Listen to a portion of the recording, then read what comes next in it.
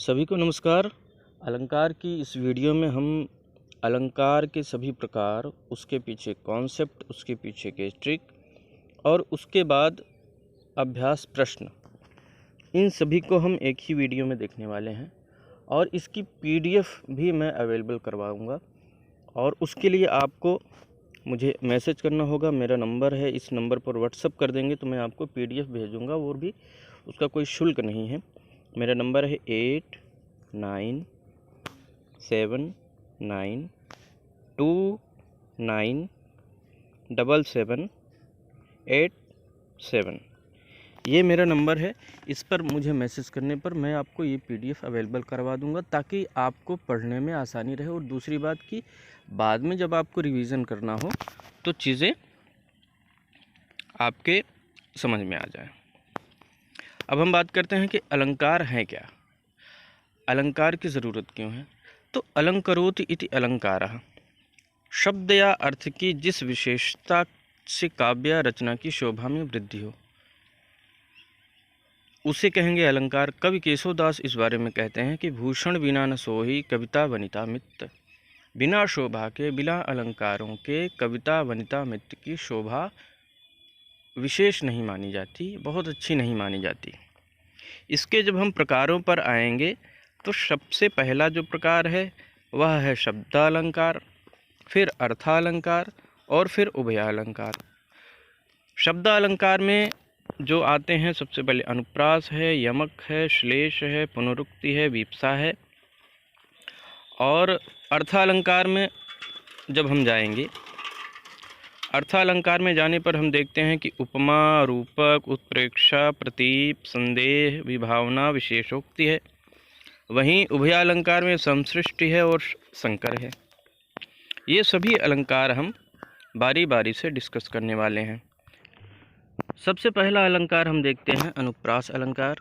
जब किसी काव्य को सुंदर बनाने के लिए किसी वर्ण की आवृत्ति बार बार हो।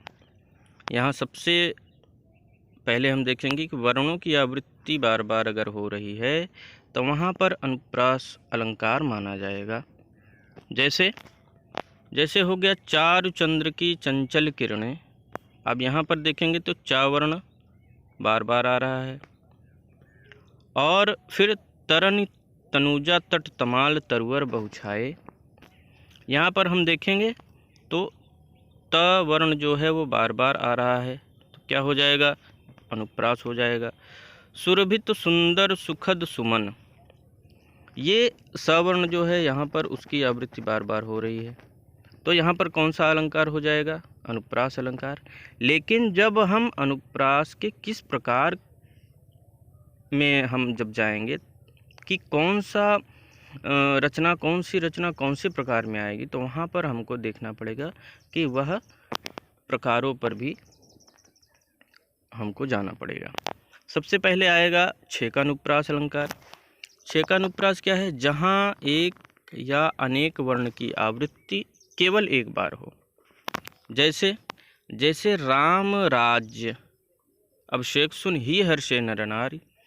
रा वर्ण की आवृत्ति यहाँ पर एक ही बार हुई है, केवल एक बार हुई है। ऐसे ही हर्षे नर नारी, ह वर्ण की आवृत्ति भी केवल एक बार हुई है। और नर नारी में भी न वर्ण की आवृत्ति एक बार हुई है। वैसे ही शब्द भी देखेंगे तो रीझ रीझ, रहसी रहसी, हंसी हंसी, शब्द भी एक ही बार उनका प्रयोग हो रहा है, एक ही बार उनकी आवृत्ति हो रही है। तो ऐसे में क्या होगा, छेकानुप्रास हो जाएगा। आगे हम बात करते हैं वृत्त्यानुप्रास की। वृत्त्यानुप्रास की क्या विशेषता है। वृत्त्यानुप्रास में जहाँ एक वर्ण की आवृत्ति एक से अधिक बार हो, यानी कि कम से कम 2 से अधिक बार होनी चाहिए वहाँ पर, तभी वह वृत्त्यानुप्रास में आएगा। अब देखते हैं क्या है, रघुपति राघव राजा राम। यहाँ पर जो वर्ण की आवृत्ति हो रही है वो 2 से अधिक बार हो रही है। इस आधार पर क्या हो जाएगा, वृत्त्यानुप्रास हो जाएगा। चारु चंद्र की चंचल किरणें, चारु चंद्र की चंचल, यहाँ भी 2 से अधिक बार आवृत्ति हो रही है, तो क्या माना जाएगा, यहाँ पर वृत्त्यानुप्रास माना जाएगा। आगे जो प्रकार है वह है लाटानुप्रास। लाटानुप्रास में क्या होता है, शब्दों या पदों की समान अर्थ में आवृत्ति हो। समान अर्थ का मतलब क्या है कि यहाँ पर जब हम उदाहरण पर जाएंगे तो पूत कपूत तो का धन संचय, पूत सपूत तो का धन संचय। तो पूत का अर्थ एक ही है, वह सपूत और कपूत के उसमें हम नहीं जाएंगे, लेकिन पूत शब्द का अर्थ पुत्र ही है, भले वह 2 बार प्रयोग हुआ है। तो समान अर्थ में अगर आवृत्ति हो रही है तो वह माना जाएगा लाटानुप्रास। आगे हम देखते हैं अंत्यानुप्रास। अंत्यानुप्रास में हम अगर नाम में ही जाएंगे तो लिखा हुआ है अंत, यानी कि अंत की कोई बातचीत है। अंतिम शब्दों में तुक मिलता हो, अगर तुकबंदी हो रही है जैसे कि अंत में, तो वहाँ पर माना जाएगा अंत्यानुप्रास। लगा दी किसने आकर आग, कहाँ था तू संशय के नाग। अब आग और नाग, इसमें जो ग वर्ण है वह अंत में है और समान रूप से रिपीट हो रहा है, यानी कि तुक मिल रहा है। इस आधार पर यहाँ पर अंत्यानुप्रास हो जाएगा। आगे हम बात करते हैं श्रुत्यानुप्रास की। जो श्रुत्यानुप्रास अलंकार है जहाँ एक ही उच्चारण स्थान, अब यहाँ पर बात आती है उच्चारण स्थान की, तो उच्चारण स्थान का वीडियो भी मैंने बना रखा है। तो उच्चारण स्थान के आधार पर यहाँ पर हम देखेंगे कि वह श्रुत्यानुप्रास होगा। ये है उदाहरण श्रुत्यानुप्रास का। दिनांत था थे दीनानाथ डूबते। अब देखिए द वर्ण है, था है, था है, द है, तो ये जो द है और था है ये सारे के सारे क्या हैं, ये दंत्य वर्ण हैं। दंत्य वर्ण की आवृत्ति हो रही है। और इसके अलावा जो चमक चमक कर चंद्रिका छम छम नाची खूब, अब देखेंगे तो चमक वर्ण जो है वो बार बार आ रहा है। चमक वर्ण में च वर्ण, च चंद्रिका वक्का च, छ और छ, ये जो हैं ये सारे के सारे तालव्य वर्ण की आवृत्ति माने जाते हैं। और इस आधार पर वहाँ पर कौन सा अलंकार होगा, श्रुत्यानुप्रास अलंकार। आगे हम देखते हैं श्लेष अलंकार। श्लेष का क्या अर्थ होता है, श्लेष अर्थ का अर्थ हो गया, श्लेष शब्द का अर्थ चिपका हुआ, यानी कि उस शब्द में कोई और अर्थ चिपका हुआ है। श्लेष शब्द का अर्थ हो गया चिपका हुआ या मिला हुआ। अब देखिए इसमें जो है अनेकार्थी शब्द का प्रयोग होता है। अनेकार्थी शब्द का मतलब होता है कि ऐसे शब्द जिनके एक से अधिक अर्थ निकलते हों उन्हें अनेकार्थी शब्द कहेंगे। एक शब्द एक बार या एक से अधिक बार आता है, किंतु उनका जो प्रयोग है विभिन्न विभिन्न प्रसंगों में शब्द के अलग अलग अर्थ होते हैं। अब यहाँ पर ध्यान देने वाली बात है कि प्रसंग जो हैं वह भिन्न भिन्न होंगे, इसी आधार पर वह क्या माना जाएगा, वह माना जाएगा श्लेष अलंकार। अब देखिए जैसे कि अंक शब्द का एक तो अर्थ होता है संख्या और दूसरा अर्थ होता है गोद, वैसे ही हर शब्द का एक अर्थ होता है भगवान विष्णु, दूसरा अर्थ होता है वानर। उदाहरण हम देख लेते हैं। सबसे पहले रहीमन पानी राखिए बिन पानी सब सून, पानी गए न उबरे मोती मानुष चून। यहाँ पर हम देखेंगे कि पानी जो शब्द है वह 3 बार आया है, तो तीनों बार उसके जो अर्थ हैं वह अलग अलग हैं। सबसे पहले पानी का अर्थ होता है मोती के लिए चमक, मनुष्य के लिए उसकी इज्जत, और आटा या चूना या आटा के लिए जल। आगे देखते हैं चरण धरत चिंता करत चितवत चारह ओर, सुबरन सुबरन को खोजत फिरे कवि व्यभिचारी चोर। अब यहाँ सुबरन शब्द का 3 अर्थ में प्रयोग हुआ है। सबसे पहला अर्थ है सुंदर शब्द, सुवर्ण, वर्ण कैसा हो, सुंदर हो। और सुवर्ण में सुंदर स्त्री, जिसका वर्ण सुंदर हो ऐसी स्त्री। और तीसरा जो अर्थ है वह है स्वर्ण यानी सोना। तो इन तीनों के अर्थ में जब हम जाएंगे तो इस तरह के शब्दों का प्रयोग जिस रचना में हो वहाँ पर हमें माना जाएगा कि वह श्लेष अलंकार है। अब हम देखेंगे यमक अलंकार के बारे में, इसकी क्या पहचान है। यमक आगे देखते हैं। जब एक शब्द से अधिक बार आए, एक शब्द एक से अधिक बार आए और हर बार उसके अर्थ अलग हों। अब देखेंगे तो यहाँ पर जो है, यहाँ प्रसंग अलग अलग नहीं है, एक ही प्रसंग की बात होती है। ठीक है, इसके पहले का जो अलंकार में देखा उसमें जो है प्रसंग अलग अलग की बात थी, लेकिन यमक में जो है प्रसंग एक ही है और वहाँ पर जो शब्दों का अर्थ होंगे वह अलग अलग होंगे। जैसे देखेंगे कि कनक कनक ते सौगुनी मादकता अधिकाय, या खाए बौराए नर या पाए बौराए। अब यहाँ पर जो कनक शब्द के दो अर्थ निकल रहे हैं, एक अर्थ हो गया सोना, दूसरा अर्थ हो गया धतूरा। अगला उदाहरण है काली घटा का घमंड घटा। अब जो घटा शब्द है उसका एक अर्थ हो गया बादल, दूसरा अर्थ हो गया कम होना। तो यहाँ पर देखिए प्रसंग एक ही है और एक ही प्रसंग में शब्दों के अर्थ जो हैं वह अलग अलग निकल के आ रहे हैं, तो ऐसे में यमक अलंकार माना जाएगा। आगे हम देखते हैं पुनरुक्ति अलंकार के बारे में। पुनरुक्ति अलंकार क्या है जी? पुनरुक्ति को जब हम संधि विच्छेद करेंगे तो पुनः उक्ति अलंकार, जहाँ कोई शब्द दो बार आया हो किंतु अर्थ भेद नहीं होता है, तो यहाँ पर क्या हो जाएगा? पुनरुक्ति अलंकार हो जाएगा। जैसे मधुर मधुर मेरे दीपक जल, युग युग प्रतिदिन प्रतिक्षण प्रतिपल प्रियतम का पथ आलोकित कर। यहाँ पर जो मधुर मधुर शब्द आ रहा है, युग युग शब्द आ रहा है, यह दो बार प्रयुक्त हुआ है और अर्थ भेद नहीं है, तो ऐसे में हो जाएगा पुनरुक्ति अलंकार। आगे हम देखते हैं वक्रोक्ति अलंकार के बारे में। वक्रोक्ति का संधि विच्छेद हम जब करेंगे तो वक्र प्लस उक्ति, ऐसी उक्ति जो वक्र हो, जो सीधी ना हो। वक्ता के द्वारा बोले गए शब्दों का श्रोता अलग अर्थ अगर निकाल ले तो वहाँ पर क्या हो जाएगा? वहाँ पर हो जाएगा वक्रोक्ति अलंकार। उदाहरण देखते हैं कि आने को मधुमास न आएंगे प्रीतम।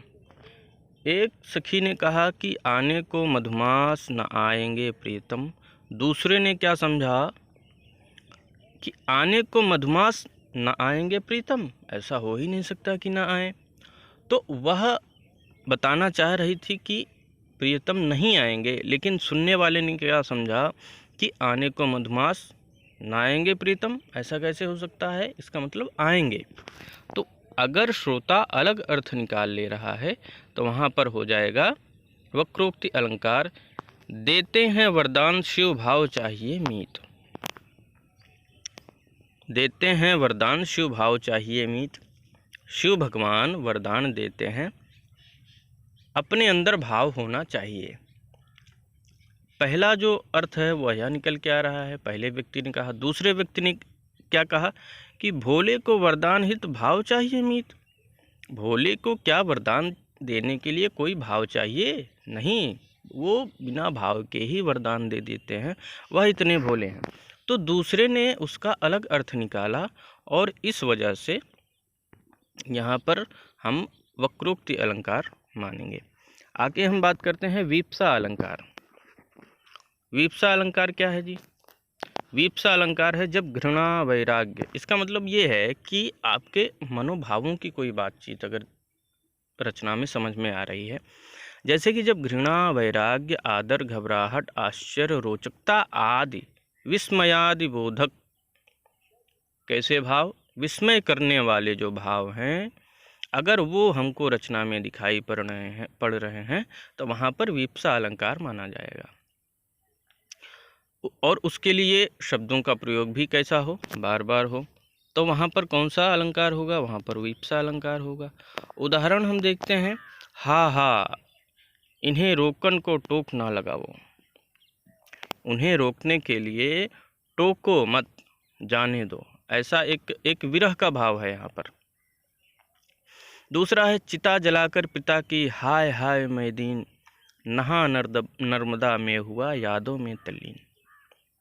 अब यहाँ पर बात है कि पिता की चिता को जला करके हाय हाय वाली, जो बहुत ही दुखी कर देने वाला यहाँ पर भाव हमें दिखाई पड़ रहा है। तो यहाँ पर कौन सा अलंकार हो जाएगा? यहाँ पर हमें विप्सा अलंकार दिखाई पड़ रहा है। आगे है, उठा लो ये दुनिया, जला दो ये दुनिया, तुम्हारी है तुम ही संभालो ये दुनिया। कहने वाला व्यक्ति बहुत दुखी है इस दुनिया में आकर के, या दुनिया की रीति रिवाजों से, दुनिया की जो भी इस दुनिया से उसे दुख मिला, इससे वह बहुत दुखी है। और वह क्या कह रहा है कि उठा लो ये दुनिया, जला दो ये दुनिया, तुम्हारी है तुम ही संभालो ये दुनिया। तो यहाँ पर हमें दिखाई पड़ा विप्सा अलंकार। आगे हम अलंकार पर जब बात करते हैं तो आगे अलंकार है पुनरुक्त अवदाभास अलंकार। पुनरुक्त अवदाभास, इसका जब हम संधि विच्छेद करते हैं तो पुनः उक्तवत आभास, ऐसा हमें आभास होता है कि पुनः उक्तवत, दोबारा उपयोग, दोबारा कहा गया है, लेकिन ऐसा केवल हमें आभास होता है, ऐसा सच में नहीं होता। काव्य में जहाँ पर शब्दों का प्रयोग इस प्रकार हो कि वो पर्याय या पुनरुक्त ना होने पर भी पर्याय प्रतीत हों पर अर्थ अन्य दें। उदाहरण देख लेते हैं, अली भौर गुंजन लगे होन लगे दलपात, जहाँ जहाँ फूले रूख तर प्रिय प्रीतम की मिजात। अली भौर गुंजन लगे होन लगे दलपात। अब यहाँ जो अली शब्द है इसका अर्थ जो है भंवरा होता है, लेकिन यहाँ पर अली शब्द का अर्थ जो है वह सखी के रूप में है। और दलपात, पात का मतलब यहाँ पर पत्ता नहीं है, दलपात का मतलब है गिरना, पात का मतलब उन दलों का गिरना। जहाँ जहाँ फूले रूख तर प्रिय प्रीतम की मिजात। अगला उदाहरण हम देख लेते हैं, वे बरगद के पेड़ थे पंछी पाते ठौर, छां घनी देते रहे उनसा कोई न और। तो वे बरगद के पेड़ थे। अब यहाँ पर अर्थ बरगद के पेड़ का नहीं है, किसी एक व्यक्ति का है। कोई ऐसे जो हमारे घर के ऐसे, चाहे वो पिता हों, चाहे वो दादाजी हों, चाहे माताजी हों, कुछ ऐसे लोग होते हैं जो जिनके बारे में ये कहा जाता है कि उनकी वजह से हमारा परिवार इतना बंधा हुआ है, या फिर वो हमारे इस परिवार की नींव है। तो वे बरगद के पेड़ थे पंछी पाते ठौर। अब यहाँ पंछी का मतलब भी है कि उनके सहारे से जो लोग थे वह बड़े प्रसन्न रहते थे। उनसा कोई न और यहीं पर हमारे शब्द अलंकार जो हैं वह समाप्त होते हैं। आगे हम अर्थ अलंकार में सबसे पहला अलंकार देखते हैं, उपमा अलंकार। उपमा अलंकार में हमें इस बात का ध्यान रखना है कि इसमें हीन वस्तु की तुलना श्रेष्ठ वस्तु से की जाती है। तुलना तो होती है, लेकिन हीन वस्तु की तुलना श्रेष्ठ वस्तु से की जाएगी। जैसे पहले हम देखते हैं कि उपमा अलंकार के जो चार तत्व हैं वह क्या क्या हैं। उपमा अलंकार के चार तत्व हैं, उपमेय, उपमान, साधारण धर्म क्या है और वाचक शब्द क्या है। ये सारी चीज़ें हम एक एक करके देखते हैं। देखिए, जिसकी उपमा दी जाए, यानी कि ऐसी हीन वस्तु जिसकी उपमा किसी अच्छे वस्तु से दी जा रही है, वह उपमेय माना जाएगा। और उपमान क्या है? जिससे उपमा दी जाए ऐसी श्रेष्ठ वस्तु। जैसे कहा जाए कि चांद सा मुखड़ा। चांद सा मुखड़ा का मतलब ये हो गया कि वह चांद सा तो नहीं है, मतलब वह बिल्कुल चांद तो नहीं है, लेकिन चांद जैसा है। तो मुखड़ा क्या हो जाएगा? वह हीन वस्तु हो जाएगी, और जो चांद है वह हो जाएगा श्रेष्ठ वस्तु। तो जो श्रेष्ठ वस्तु है जिससे उसकी तुलना की जा रही है वह माना जाएगा उपमान, और जिसकी तुलना हो रही है वह माना जाएगा उपमेय। अब बात करते हैं कि साधारण धर्म क्या है जी। साधारण धर्म के लिए हम देखेंगे कि उपमान तथा उपमेय में पाया जाने वाला वह गुण जिसके कारण तुलना हो रही है। मतलब अगर हम कहेंगे किसी का हृदय पर्वत की तरह गंभीर है, तो धर्म क्या है? धर्म है गंभीर होना। तो उपमेय उपमान में पाया जाने वाला वह गुण जिसके कारण तुलना हो रही है। तो मन की तुलना पर्वत से क्यों की गई? उसके धैर्य वाले गुण के कारण। तो धैर्य जो हो जाएगा वह साधारण धर्म हो जाएगा। वाचक शब्द क्या है? ऐसे शब्द जिसकी वजह से तुलना को जोड़ा जाए, जैसे सा। मन कैसा हो? मन पर्वत जैसा। तो यहाँ जैसा जो शब्द है वह वाचक शब्द माना जाएगा, जिसकी वजह से वह उन दोनों तुलनाओं को जोड़ा जा रहा है, वह वाचक शब्द में आएंगे। तो अब हम इसके देखते हैं, इसके उदाहरण क्या है। सागर सा गंभीर हृदय हो, गिर सा ऊंचा जिसका मन। यहाँ पर हम देख पा रहे हैं कि सागर सा गंभीर हृदय हो, गिर सा ऊंचा उसका मन। अब यहाँ हम समझते हैं कि उपमान, उपमेय, वाचक शब्द और धर्म क्या चीज़ है। उपमान क्या है? यहाँ पर सागर और गिर। सागर सा गंभीर हृदय हो, हृदय कैसा हो? सागर हो, तो सागर उपमान हो गया। उपमेय क्या है? मन या हृदय। गिर सा उसका मन और उसका हृदय, गिर सा ऊंचा हो उसका मन। तो उपमेय की तुलना हो रही है उपमान से, मन और हृदय की तुलना हो रही है सागर और गिर से। तो यहाँ पर क्या हो जाएगा? उपमान उपमेय हमने समझ लिया। वाचक शब्द क्या है? गिर सा ऊंचा, तो किसके जैसा? गिर के जैसा। तो यहाँ पर जो सा शब्द है वह वाचक शब्द हो जाएगा। साधारण धर्म क्या है? किस वजह से यह तुलना की जा रही है? तो वह हो जाएगा गंभीर होना या ऊंचा होना।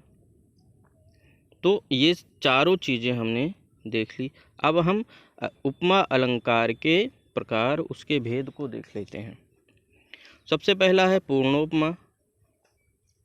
ऐसा उपमा अलंकार जिसमें चारों अंग हों। पीपर, पात, सरिस, मंडोला। अब पीपर है, पात है, सरिस भी है, मन क्या है? मन भी है, और डोला भी है।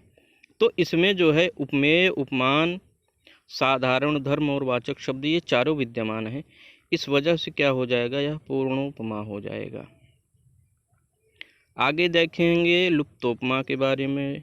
तो जिसमें उपमा के चारों अंगों में से एक या एक से अधिक उपस्थित नहीं होते, जैसे मुख चंद्र सा है। अब यहाँ पर मुख चंद्र सा है, इसमें चारों जो अंग हैं रूप के, वो चारों के चारों विद्यमान नहीं हैं उपमा के। आगे देखते हैं मालोपमा। तो मालोपमा में क्या होता है? मालोपमा में एक ही उपमेय के अनेक उपमान दे दिए जाते हैं। उपमेय कितना है? एक है, और उपमान उसके कितने हैं? बहुत सारे हैं। चंद्रमा सा कांतिमय, मृदु कमल सा कोमल रहा, कुसुम सा हंसता हुआ प्राणेश्वरी का मुख रहा। अब प्राणेश्वरी का मुख यानी कि उपमेय एक ही है, लेकिन उसके उपमान कितने दे दिए गए हैं? उपमान है चंद्रमा सा कांतिमय, मृदु कमल कोमल रहा, कुसुम सा हंसता हुआ।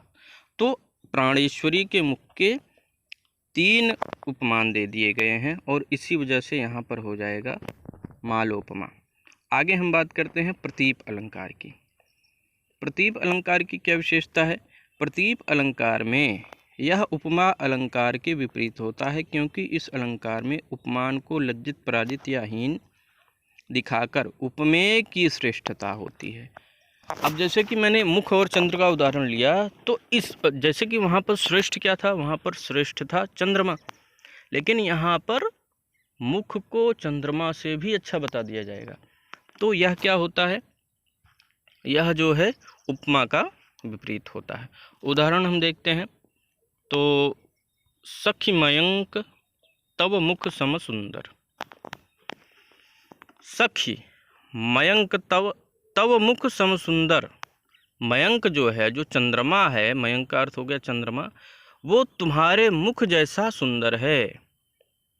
सखी मयंक तव मुख सम सुंदर।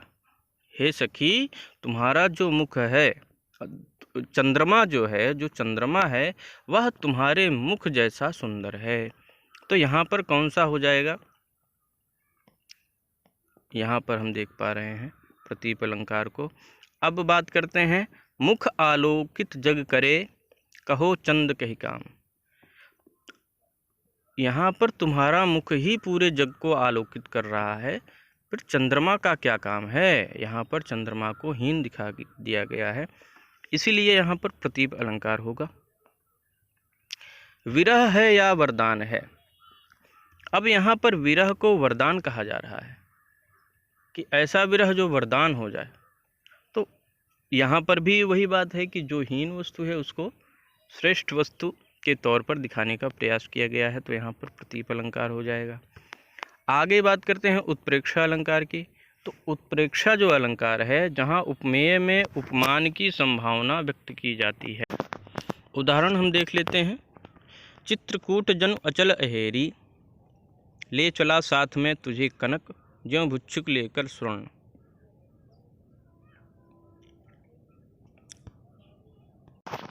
उत्प्रेक्षा अलंकार की जो ट्रिक है वह है, जैसे कि इसमें देखेंगे आप जनु और ज्यों, मानो, मनु, जानो, जनु, अगर इस तरह के शब्द रचना में दिखाई दे रहे हैं तो वह उत्प्रेक्षा अलंकार माना जाएगा। अभी हम इसकी ट्रिक्स भी आगे देख लेंगे, तो वहाँ पर और इसके अलावा अभ्यास प्रश्न में भी इस तरह की चीज़ें आएंगी, तो हम वहाँ से भी इस चीज़ को समझ लेंगे। आगे हम देखते हैं रूपक अलंकार। तो रूपक अलंकार क्या है? रूपक अलंकार जहाँ उपमेय और उपमान एक रूप हो जाते हैं। अब देखते हैं उदाहरण। चरण कमल बंदव हरिराई। अब देखिए, यहाँ पर ऐसा नहीं कहा जा रहा है कि चरण आपके कैसे हैं, आपके चरण कमल जैसे हैं, ऐसा नहीं कहा जा रहा है। यहाँ क्या कहा जा रहा है कि आपके चरण ही कमल हैं। एक रूप हो गया उपमान उपमेय में। अब भगवान कृष्ण कहते हैं, मैया मैं तो चंद्र खिलौना ली हूँ। तो भगवान क्या कह रहे हैं कि चंद्र जैसा खिलौना नहीं चाहिए, चंद्र को ही खिलौना कह रहे हैं, यानी चंद्र ही खिलौना है, चरण ही कमल हैं। तो जब ऐसे शब्दों का प्रयोग हो किसी रचना में, तो वहाँ पर हम क्या मानेंगे? वहाँ पर हम मान लेंगे रूपक अलंकार। और इसके अलावा एक बात यहाँ पर ध्यान देने वाली है कि अगर रूपक अलंकार में नहीं लगा दिया जाए, नहीं शब्द को अगर लगा दिया जाए तो वह अपहनुति अलंकार हो जाता है। जैसे यह चेहरा नहीं गुलाब का ताज़ा फूल है, तो यहाँ नहीं शब्द लगा तो यह अपहनुति अलंकार हो जाएगा। और इसमें इम्पॉर्टेंट वही है कि आपको नहीं दिखेगा कि यह चेहरा नहीं गुलाब का ताज़ा फूल है। आगे हम देख लेते हैं अलंकार है उपमेयोपमा अलंकार। उपमेय और उपमान को परस्पर उपमान और उपमेय बनाने की प्रक्रिया को उपमेयोपमा अलंकार कहते हैं। जैसे राम के समान शंभु शंभु समराम है, पूरन मासी सी तू उजरी, अरु तोसी उजरी पूरन मासी। यहाँ पर राम कैसे हैं? राम हैं शंभु के समान, और शंभु कैसे हैं? वो राम के समान हैं। उपमान और उपमेय बनाने की प्रक्रिया को, मतलब जो उपमेय और उपमान है उसी को परस्पर उपमान और उपमेय बना दिया जाता है। अगर ऐसा हो रहा हो किसी रचना में तो जाहिर सी बात है कि वह उपमेयोपमा अलंकार हो जाएगा। पूरन मासी सीतू उजरी और तूसी उजरी पूरन, यहाँ पर भी हमें वही चीज़ देखने को मिल रही है, तो यहाँ भी उपमेयोपमा अलंकार हो जाएगा। आगे बात करते हैं संदेह अलंकार। जब उपमेय में उपमान का संशय हो, संशय जहाँ पर आ जाएगा वहाँ पर संदेह अलंकार हो जाएगा। जैसे यह मुख है या चंद्र है, मतलब कि यह संशय है कि यह मुख है या चंद्र है। अब आगे क्या हो रहा है, आगे यह मुख है या चंद्र, ना सारी बीच नारी है कि नारी बीच सारी है, सारी ही की नारी है कि नारी ही की सारी है। यहाँ पर कैसा संशय हो रहा है कि साड़ी बीच नारी है कि नारी बीच सारी है, सारी ही नारी है या नारी ही सारी है। तो जब इस तरह का संशय किसी रचना में दिखाई दे तो वहाँ हम संदेह अलंकार मान लेंगे। बाकी अभ्यास प्रश्न पर हम जब आएंगे तो इस तरह के सारे डाउट्स क्लियर हो जाते हैं अभ्यास करने से। विभावना अलंकार हम देखते हैं कि जहाँ पर कारण के ना होते हुए भी कार्य का होना पाया जाए, मतलब कार्य हो रहा है लेकिन कारण नहीं है। जैसे बिन पग चलें सुने बिनु काना, बिना पग के भी कोई चल रहा है। भगवान की प्रशंसा में ये बात कही गई है कि बिनु पग चलें सुने बिनु काना, कान के भी बिना जिसको सुनाई दे रहा हो और जिसके पास नहीं है पैर वह भी चल रहा है। पंगु चढ़ें गिरिवर बदन, जो पंगु हैं वो भी पर्वतों पर चढ़ जाएं, ऐसी कृपा भगवान करते हैं। राजभवन को छोड़कर कृष्ण थे चले, तेज चमकता था उनका फिर भी। अब यहाँ पर क्या बात की जा रही है कि राजभवन को भले ही कृष्ण ने छोड़ दिया लेकिन उनका तेज फिर भी चमकता था। तो यहाँ पर बिना कारण के कार्य का होना पाया जा रहा है और इस वजह से यहाँ पर क्या हो जाएगा, यहाँ हो जाएगा विभावना अलंकार। आगे हम देखते हैं विरोधाभास अलंकार के बारे में। अगर विरोध का आभास हो रहा हो, किसी तरह के विरोध का आभास अगर हमको हो रहा हो तो वहाँ पर विरोधाभास अलंकार हो जाएगा। जैसे जब से है आँख लगी तब से ना आँख लगी, यानी कि अगर किसी के साथ नायक की आँख अगर नायिका के साथ लगी तो वहाँ पर उनकी रातों की नींद भी गायब हो जाती है। तो यहाँ पर हमें विरोध एक तरह से उत्पन्न हो रहा है। दूसरा है कि यह अथाह पानी रखता है, यह सूखा सा गात्र। गात्र में होता है शरीर, देखने में सूखा सा दिखने वाला शरीर अथाह पानी अपने अंदर रखता है। तो यहाँ रचना में एक तरह का विरोधाभास है कि एक तो सूखा शब्द का प्रयोग किया गया है, एक अथाह पानी शब्द का प्रयोग किया गया है कि यह सूखा सा गात्र अथाह पानी रखता है, यहाँ भी विरोधाभास है। अगला है भर लाऊं सीपी में सागर। सीपी में सागर भरा जा सकता है? नहीं भरा जा सकता, लेकिन रचना में इस तरह के विरोधाभास की बात है तो यहाँ पर कौन सा अलंकार हो जाएगा? विरोधाभास अलंकार हो जाएगा। आगे हम देखते हैं मानवीकरण अलंकार। मानवीकरण का मतलब है किसी निर्जीव चीज़ों का, वस्तुओं का मानवीकरण कर देना किसी रचना में। तो यहाँ पर सुनो संगमरमर की ये मीनारें कुछ भी नहीं है आगे तुम्हारे। तो संगमरमर की जो मीनारें हैं, जो निर्जीव हैं, उनको लिए सुनने का शब्द प्रयोग किया गया। क्या मीनारें सुन सकती हैं? सुनने का गुण तो मनुष्यों का है, मानवों का है या प्राणियों का है, लेकिन संगमरमर की मीनारों से सुनने की बात कही जा रही है। तो यहाँ मीनारों का मानवीकरण कर दिया गया, तो ऐसे में वहाँ मानवीकरण अलंकार होगा। देखिए, फूल हंसे कलियाँ मुस्काई, फूल हंसे कलियाँ मुस्काई। हंसने और मुस्कुराने का काम प्राणियों का है, मनुष्यों का है। तो यहाँ पर जो फूल और कलियाँ हैं उनका मानवीकरण कर दिया गया। मेघ आए बड़े बन ठंड संवर के। बादलों, बन ठंड संवरने का जो गुण है वह मनुष्यों का है, मानवों का है, लेकिन बादलों के लिए जब उसका प्रयोग किया गया तो इसका मतलब जो मेघ हैं उनका मानवीकरण कर दिया गया है। ऐसे में कौन सा अलंकार हो जाएगा? मानवीकरण अलंकार हो जाएगा। फिर बात करते हैं विशेषोक्ति अलंकार। विशेष उक्ति, कोई विशेष तरह की उक्ति अगर है रचना में तो वहाँ पर विशेषोक्ति अलंकार होगा। यह विभावना का उल्टा होता है। यह क्या है? विभावना का उल्टा अलंकार है। यहाँ कारण है पर कार्य नहीं है। वहाँ क्या था? वहाँ कार्य था, कारण नहीं था। बिनु पग चलें सुनई बिनु काना, बिना कान के और बिना पैर के आदमी चल रहा था, बिना कान के आदमी सुन रहा था। लेकिन यहाँ पर क्या है, यहाँ पर कारण है पर कार्य नहीं है। जैसे नीर भरे नित प्रति रहे तौन प्यास बुझाए, मतलब हमारे जो नयन है वह हमेशा आंसुओं से भरे रहते हैं, उसके बाद भी हमारी प्यास नहीं बुझ रही है।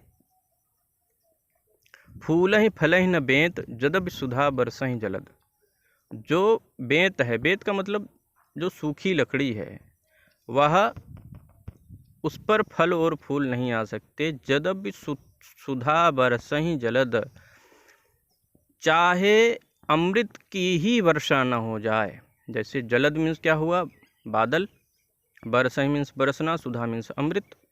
तो भले ही बादलों से अमृत की वर्षा क्यों ना हो जाए, लेकिन जो सूखा बेंत है, जो सूखा डंडा है या सूखी टहनी है, उसमें क्या कभी भी फल फूल आ सकते हैं? बिल्कुल नहीं आ सकते। तो यहाँ कारण है पर कार्य नहीं है। वर्षा कैसी हो रही है? वर्षा अमृत की हो रही है। नयन जो हैं वो जल से भरे हुए हैं, लेकिन उसके बाद भी कार्य जो है यानी कि प्यास नहीं बुझ रही है, फल फूल नहीं आ रहे हैं। अब देखिए, पानी बिच मीन पियासी, मोहे सुन सुन आवे हाँसी। अब यहाँ पानी, जो मछली पानी में ही रह रही है वह भी प्यासी है। तो कारण है पर कार्य नहीं है। तो यहाँ पर कौन सा अलंकार हो जाएगा? विशेषोक्ति अलंकार हो जाएगा। यहाँ पर मैं एक कविता के रूप में कुछ अलंकारों की पहचान की ट्रिक्स की बात जब मैंने की थी, तो वो यही थी कि आप अगर इसको कविता के रूप में याद कर लेंगे तो सामान्यतः आपको कोई भी दिक्कत नहीं आएगी। बार बार एक वर्ण जो आए अनुप्रास की भाषा, और यमक में जोड़ा आकर अलग अर्थ दर्शाया, और श्लेष में एक शब्द के अर्थ अनेकों भाई, अतिशयोक्त में बढ़ा चढ़ाकर छोटी बात बताई। चरण कमल एक रूप मानकर रूपक की परिभाषा, सासी से समसरिस मान लो उपमा जी की आशा। उत्प्रेक्षा संकेत समझ लो मन मानो जन जानो। मैंने आपसे कहा था कि उत्प्रेक्षा में अगर शब्द आ रहा है मानो, मन जानो, जन ज्यों, इस तरह के शब्द अगर रचना में है तो बिना कुछ और सोचे समझे वह उत्प्रेक्षा ही हो जाएगा। आगे क्या है? आगे है दो चीज़ों में भ्रम पैदा हो भ्रांतिमान पहचान। भ्रांतिमान अलंकार का मतलब है कि जब दो चीज़ों में भ्रांति पैदा हो। और यहाँ देखेंगे बार बार एक वर्ण जो आए अनुप्रास की भाषा, और यमक में क्या है, अलग अर्थ अगर आ रहा है तो यमक हो जाएगा। श्लेष में एक शब्द के अर्थ अलग हैं। अतिशयोक्त में किसी भी बात को बढ़ा चढ़ा कर दिखा दिया जाता है। चरण कमल एक रूप मानकर रूपक, अगर चरण ही कमल हैं, चरण के समान की बात नहीं, चरण ही कमल हैं तो रूपक की भाषा है। सासी से समसरिस मान लो उपमा जी की आशा, अगर रचना में सा सी से सम समान सरिस ये शब्द अगर रचना में है तो वहाँ पर उपमा अलंकार आप बिना सोचे समझे टिक कर दीजिए। अब आ जाते हैं हम अभ्यास प्रश्न पर। पहला प्रश्न है, चरण धरत चिंता करत चितवत चारहु और, सुबिरन को ढूंढत फिरे। कौन कौन सुबिरन को ढूंढत फिर रहा है? कवि, व्यभिचारी, चोर। तो ऐसा तो है नहीं कि किसी एक चीज़ को कवि, व्यभिचारी और चोर किसी एक ही चीज़ को ढूंढेंगे। तो यहाँ पर सुवर्ण शब्द के 3 अर्थ मैंने बताए थे। तो यहाँ पर कौन सा अलंकार हो जाएगा? यहाँ पर यमक अलंकार हो जाएगा। आगे चलते हैं। कुंद इंदु समदेह उमा रमन करुणा अयन। यहाँ पर एक शब्द हमें केवल देखना है, सम। समानता की बात है। देह कैसी है? देह की समानता कुंद और इंदु से की जा रही है। तो यहाँ पर जब समानता की बात की जाएगी तो समानता के लिए हम देखते हैं, ये देखिए, सा सी से सम सरिस मान लो उपमा जी की आशा। तो कौन सा अलंकार निकल के आ गया? उपमा अलंकार हमें यहाँ पर दिखाई दे रहा है। सम की वजह से, जो सम शब्द है इसी की वजह से यहाँ पर उपमा हो जाएगा। आगे देखते हैं, जहाँ उपमेय में उपमान की संभावना व्यक्त की जाती है वहाँ पर कौन सा अलंकार होता है? वहाँ पर भी उपमा ही होगा। चलिए आगे देखते हैं, उस काल मारे क्रोध के तन कांपने उसका लगा, मानो हवा के जोर से सोता हुआ सागर जगा। अब इसमें हमको समझ में नहीं आ रहा कौन सा अलंकार है। एक शब्द यहाँ पर मिला हमको, मानो। मानो शब्द मिला तो कविता में हमने ये बात देखी थी कि अगर मानो मन जानो जन, मानो मन जानो जन शब्द ज्यों शब्द आ रहा है तो कौन सा अलंकार होगा? वह उत्प्रेक्षा अलंकार होगा। तो अगर मानो शब्द यहाँ पर हमें दिखाई दे रहा है तो कौन सा हो जाएगा? उत्प्रेक्षा हो जाएगा। आगे चलते हैं, पूत कपूत तुका धन संचय, पूत सपूत तुका धन संचय। यहाँ पूत शब्द जो है, पूत शब्द का अर्थ एक ही है और 2 बार आया हुआ है। तो मैंने ये बात लाटा और अनुप्रास में आपको बताई थी। लाटा और अनुप्रास के जब हम उदाहरण देख रहे थे वहाँ पर हमने ये बात बताई थी कि पूत शब्द का अर्थ एक ही है और वह 2 बार प्रयोग हुआ है। तो यहाँ कौन सा अलंकार हो जाएगा? लाटा अनुप्रास अलंकार हो जाएगा। आगे देखते हैं, जहाँ बिना किसी कारण के कार्य का होना पाया जाए वहाँ कौन सा अलंकार होता है? ऐसे में हमने कौन सा अलंकार देखा था कि जहाँ पर बिना कारण के ही कार्य हो रहा है। पंगु चढ़ें गिरिवर गहन, बिनु पग चलें सुनहि बिनु काना। हमने वहाँ पर ये बात देखी थी विभावना में, क्योंकि यहाँ पर कोई विशेष उक्ति है नहीं, विरोध हमें दिख नहीं रहा है, भ्रांति हमें हो नहीं रही है, तो क्या हो जाएगा? विभावना हो जाएगा जी। वैसे भी आगे चलते हैं, कौन सा विकल्प रूपक अलंकार माना जाएगा? रूपक अलंकार कौन सा माना जाएगा? तो हम देखते हैं अपनी कविता में रूपक अलंकार की क्या पहचान दी गई है जी। रूपक अलंकार के लिए हमें क्या माना जाएगा कि चरण ही अगर कमल हैं, चरण कमल एक रूप मानकर रूपक जी की भाषा, चरण ही अगर कमल हैं तो वह क्या हो जाएगा? वह रूपक हो जाएगा। तो यहाँ पर हम देखते हैं कि ऑप्शन पर जाते हैं हम, इसका मुख चंद्रमा के समान है। यहाँ समानता की बात है। समानता की बात कहाँ होती है? उपमा में होती है। चंद्रमा इसके मुख के समान है, समानता की कोई बात हो ही नहीं रही है। यह चंद्रमा रूपी मुख है।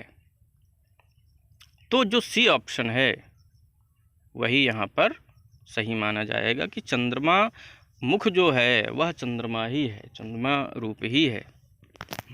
और ये ऑप्शन तो हो ही नहीं सकता कि यह चंद्रमा है अथवा मुख है, भ्रांति हो रही है, तो यहाँ पर हो ही नहीं सकता।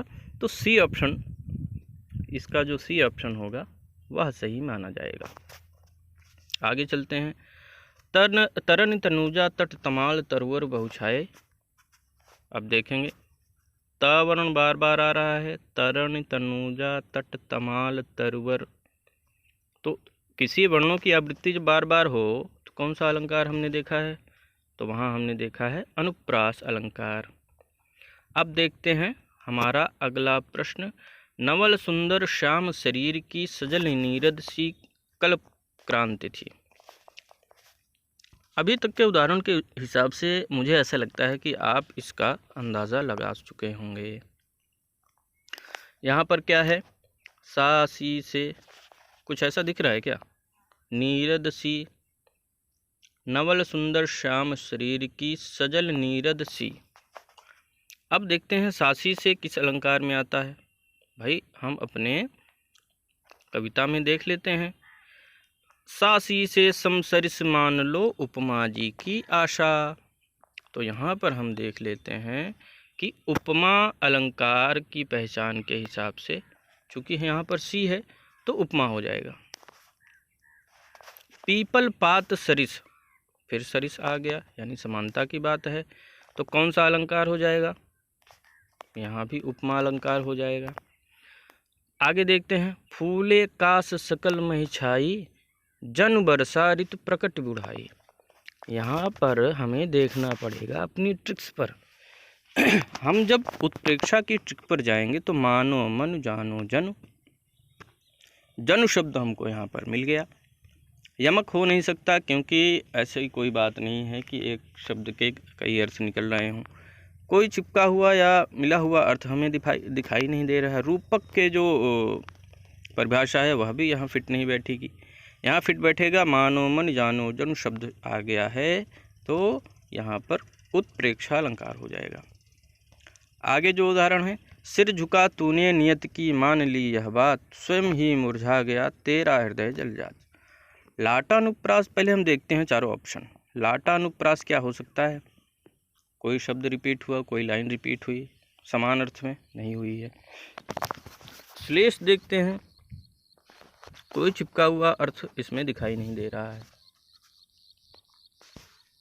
रूपक अलंकार के भी इसमें गुण दिखाई नहीं दे रहे हैं। तो यहाँ पर कौन सा अलंकार हो जाएगा? यहाँ पर अलंकार हो जाएगा वक्रोक्ति अलंकार।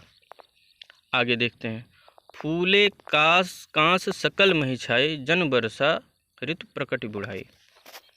अब देखिए फिर शब्द यहाँ पर हम पकड़ेंगे, फूले कांस सकल महिछाई, जन बरसा। जनु शब्द आ गया कि नहीं आ गया? अब जब जनु शब्द आ गया है तो आप बाकी सब छोड़ दो, सीधा आ जाओ उत्प्रेक्षा पे, क्योंकि यमक हो नहीं सकता, श्लेष हो नहीं सकता, रूपक हो नहीं सकता। जनु शब्द की वजह से सीधा हम उत्प्रेक्षा पे अपना ऑप्शन लगा देंगे और सही चला जाएगा। आगे देखते हैं, शेष सुरेश गणेश दिनेश महेश जाहि निरंतर गामे।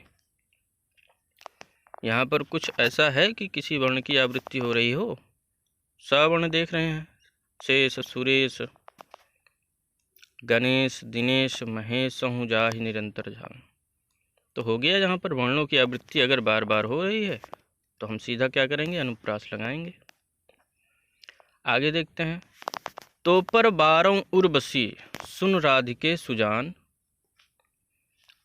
तू मोहन की उर्वशी है उर्वशी समान।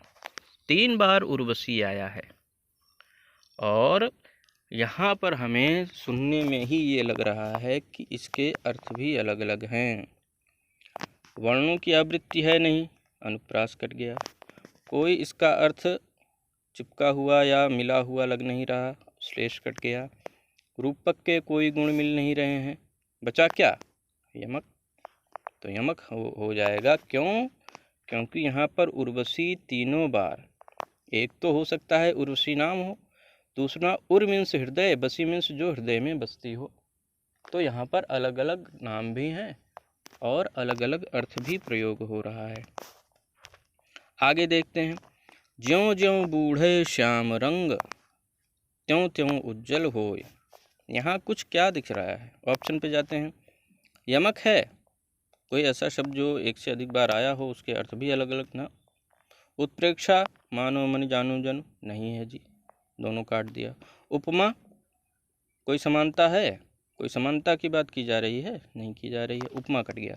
बचा विरोधाभास। तो विरोधाभास का मतलब ये है कि ज्यों ज्यों बूढ़े श्याम रंग, जैसे जैसे श्याम रंग बूढ़ा होता जा रहा है, पुराना होता जा रहा है, वैसे ही वैसे उसमें उज्ज्वलता और बढ़ती जा रही है, उसमें सुंदरता और बढ़ती जा रही है। तो यह एक तरह का विरोधाभास है। आगे देखते हैं, मानो माय घन घन अंतर दामिनी। मानो मन जानो जनु हमने कहाँ पढ़ा था जी? हमने पढ़ा था उत्प्रेक्षा पे। हम क्या करेंगे? सीधा उत्प्रेक्षा लगाइए। बाकी वर्णों की आवृत्ति भी नहीं है, श्लेष भी नहीं है, रूपक भी नहीं है। उत्प्रेक्षा का शब्द यहाँ पर हमको मिला और हमने क्या किया? हमने सीधा उत्प्रेक्षा लगा दिया। अगला जो प्रश्न हमारा है वह है, यह मुख नहीं चंद्र है। यहाँ पर मैंने एक बात आपको बताई थी, मैंने कहा था अगर नहीं आ रहा है बीच में, नहीं शब्द अगर बीच में आ जाए तो वहाँ पर एक अलंकार का नाम मैंने लिया था और उसका नाम था अपनुति अलंकार। यहाँ कोई विरोध दिख रहा है आपको? कोई विरोध नहीं है, कोई श्लेष के कोई गुण नहीं दिख रहे हैं, रूपक के कोई गुण नहीं दिख रहे हैं। अपनुत में मैंने ये बात बताई थी कि अगर यह मुख नहीं चंद्र है। अगर नहीं शब्द आ रहा है तो वह अपभ्रंश अलंकार हो जाएगा। यहाँ पर हमारे अभ्यास प्रश्न भी समाप्त हुए और मैं आपको ये कहना चाहता हूँ कि ये सारे की सारे जो चीज़ें हैं ये PDF मैं अपने नंबर पर अवेलेबल करवा दूँगा। आप मुझे मैसेज करेंगे व्हाट्सएप नंबर पर, और जो नंबर है वो मैं डिस्क्रिप्शन बॉक्स में भी रहेगा। और इसके अलावा वीडियो की स्टार्टिंग में ही मैंने अपना नंबर बता दिया था, मैं अपना नंबर फिर से बता दे रहा हूँ। मेरा नंबर है 89792977 और 87। ये मेरा नंबर है व्हाट्सएप का। इस पर आप मुझे मैसेज करेंगे, मैं आपको PDF भेजूँगा, और जिससे क्या रहेगा कि आपको पढ़ने में आसानी होगी, क्योंकि इसके नोट्स बनाएंगे। नोट्स बनाने में बहुत अच्छी बात है अगर आप इसके नोट्स बना लेते हैं। और आपको अगर नोट्स नहीं बनाना है, डायरेक्टली आप PDF ओपन करिए, वीडियो ओपन करिए, और बस जो भी डाउट्स होंगे, हाँ एक ख़ास बात कि डाउट्स अगर आपको हैं तो आपको इसी नंबर पर मैसेज करना है, और मैं उसको पूरी तरह से आपके डाउट्स को क्लियर करने की कोशिश करूँगा। और जहाँ तक है, मुझे लगता है कि आपको कहीं कोई दिक्कत नहीं आने दूँगा। कोई भी शंका हो, कोई भी डाउट हो रहा हो, हमें बहुत सारे अलंकारों में बहुत सारी कन्फ्यूज़न क्रिएट हो जाते हैं, तो उन सभी कन्फ्यूज़न को आप डिस्कस कर सकते हैं। मैं डायरेक्टली आपको या तो मैसेज के माध्यम से समझाऊंगा, या वॉइस रिकॉर्डर के माध्यम से समझा दूंगा, या फिर फ़ोन के माध्यम से समझा दूंगा। सभी को धन्यवाद।